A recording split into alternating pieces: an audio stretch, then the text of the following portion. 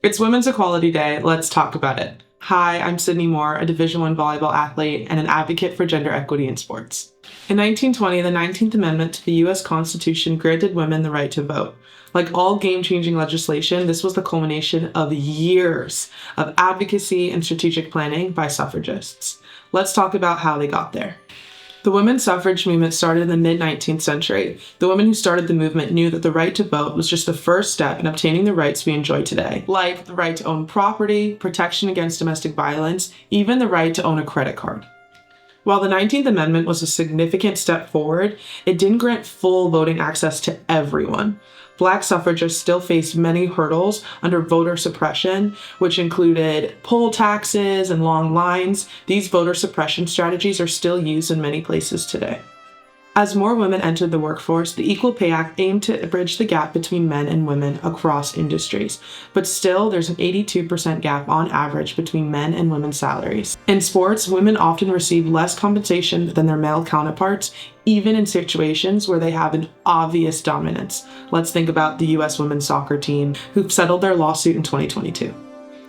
In addition to the pay gap, there's also a lack of leadership roles for women, which leads me to Title IX. In 1972, Title IX prohibited sex-based discrimination in educational institutions who received federal funding. In case you haven't heard me speak on it enough, Title IX's impact on women in sports and education is profound because it gave the women the opportunity to get better jobs and achieve their dreams. This forced us to fundamentally change the way we approach women in education.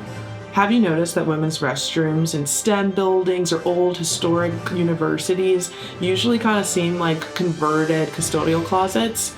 Yeah, that's because of Title IX. But Title IX is still under-resourced and there's not a lot of education, which leads to a lack of resources in sports and in schools that has a huge impact on women athletes like me. All of this leads us back to healthcare. Family planning and access to childcare directly impacts women's access to education and their ability to have a fulfilling career. Additionally, markups on necessary hygiene products take money out of women's wallets through the pink tax. What is the pink tax? The tendency for products marketed specifically towards women to be priced higher than the exact same item marketed towards men. Let's not even get started on the luxury tax placed on feminine hygiene products like tampon and pads in some states. Voting remains one of our most powerful tools for change. We have not taken our suffrage for granted. Women have consistently voted in higher proportions than men, and this must continue. Looking ahead, economic opportunity, education, and health and safety will continue to be important topics for our generation and all those that come after us, which means that our vote and our advocacy matters. Don't know where to start? Share this video, register to vote, and if you're in college and away from home, ask for an absentee ballot for the upcoming election. Register to vote today at usa.gov/voter-registration.